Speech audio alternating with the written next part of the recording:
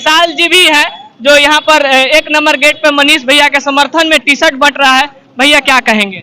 ये मनीष भैया के समर्थन में टी शर्ट नहीं बट रहा है, ये बिहार के समर्थन में टी शर्ट बट रहा है, क्योंकि मनीष कश्यप अपने लिए नहीं था, मनीष कश्यप इस बिहार के लिए था और इस बिहार को भ्रष्टाचार से आजाद कराने के लिए लड़ता था, इस बिहार को बाढ़ से आजाद कराने के लिए लड़ता था और इस बिहार को सुखाड़ से आजाद कराने के लिए लड़ता था।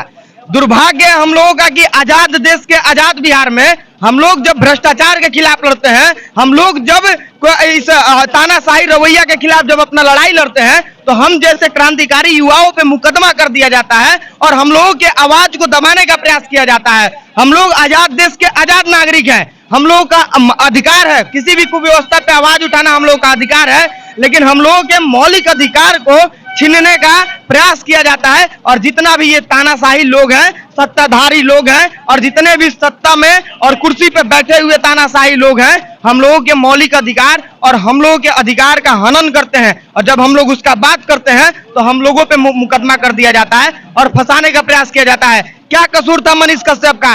तमिलनाडु में 6 केस हुआ था मनीष कश्यप के ऊपर और 6 केस फॉल्स निकल गया, 6 केस बाउंस कर गया।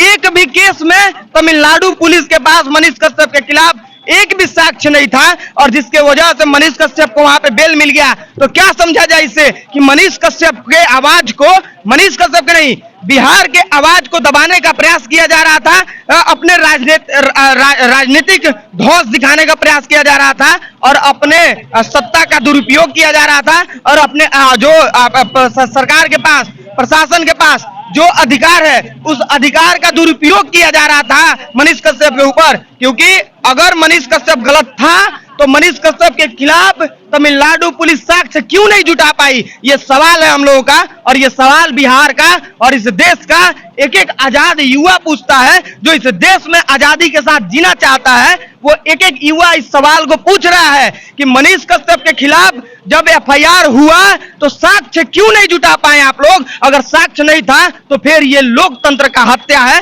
और ये लोकतंत्र में हम लोग आजाद लोगों का ये गलत दबाने का प्रयास किया जा रहा है और लोकतांत्रिक अधिकार को छीनने का प्रयास किया जा रहा है। शुरू में जैसे बोल रहे थे कि युवाओं के लिए मनीष कश्यप आवाज उठाते थे, सुखाड़ के लिए आवाज उठाते थे, बाढ़ के लिए आवाज उठाते थे, तो फिर उन पर एनएसए क्यों लग गया? एनएसए लग गया कि अगर एनएसए नहीं लगाया जाता, इसी बात का जिक्र तो हम कर रहे हैं कि मनीष कश्यप के ऊपर तमिलनाडु में 6 केस हुआ और 6 केस बाउंस कर गया, जिसके वजह से उनको बेल मिला।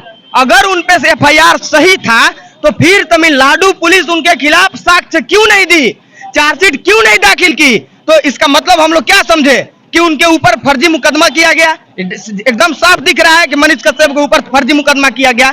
अगर मुकदमा सही था तो साक्ष्य देना चाहिए ना, कोर्ट में चार्जशीट क्यों नहीं दाखिल किया गया?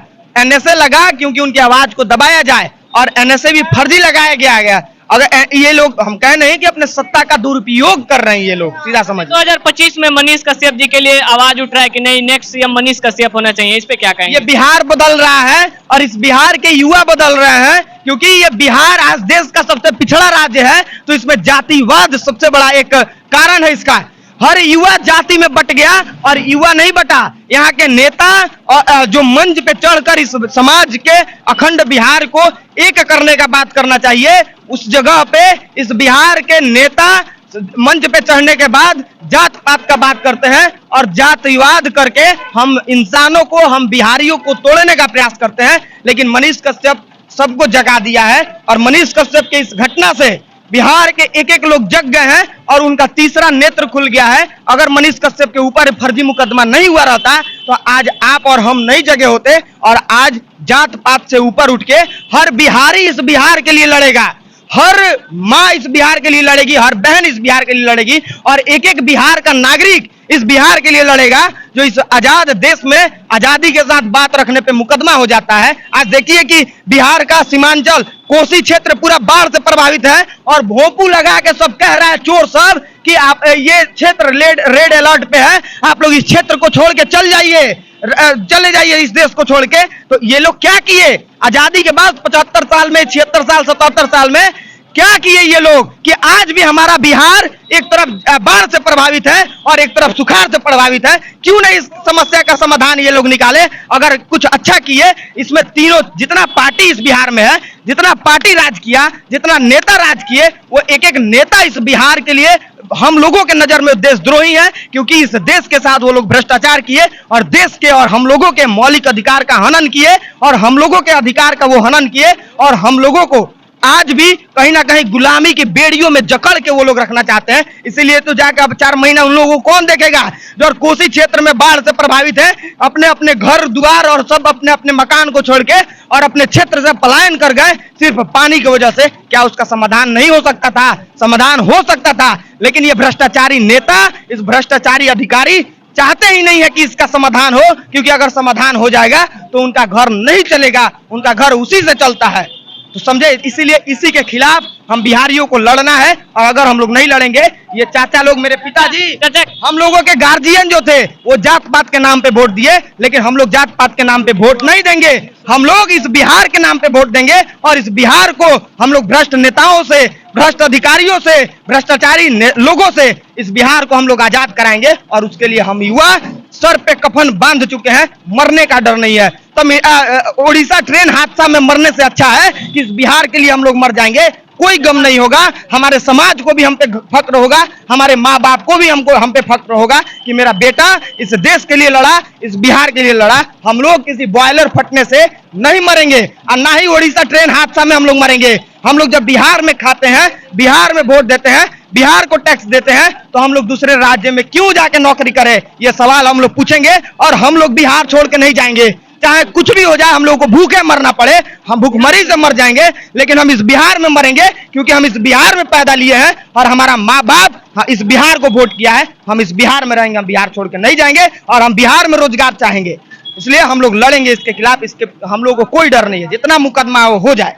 चाचा, आज कहीं ना कहीं आजादी का जश्न मनाया जा रहा है, लेकिन युवा आजाद नहीं है, युवा को रोजगार नहीं मिल रहा है, युवा दर दर भटक रहे हैं। क्या कहना चाहेंगे? जो आवाज उठाता है उन पर एनएसए लगाकर जेल में बंद किया जा रहा है। जैसे हमारे भाई कहे हैं कि बिहार का जो जनता है, बिहार में अधिकार चाहता है, आपको नौकरी चाहता है, फैक्ट्री चाहता है, विशेष राज्य का दर्जा चाहता है, इंटरनेशनल एयरपोर्ट नहीं है, यहाँ पर क्रिकेट का इंटरनेशनल मैदान नहीं है क्रिकेट का। हमारे बिहार से बहुत जैसा खिलाड़ी निकल के बाहर जाते हैं खेलने के लिए, हमारे ही बिहार में स्टेडियम नहीं है। क्या कहेंगे? और चाचा, नीतीश जी सरकार में रहते हैं तो कहते हैं कि यहाँ सब कुछ कुशल मंगल है। जितना कहते हैं उतना करे तो बहुत बिहार आगे बढ़ गया है। बहुत धीमी गति से काम हो रहा है यहाँ पे। देखो, अब मेट्रो का काम है, अभी 5-6 साल हो गया, अभी तक कुछ काम नहीं हुआ है।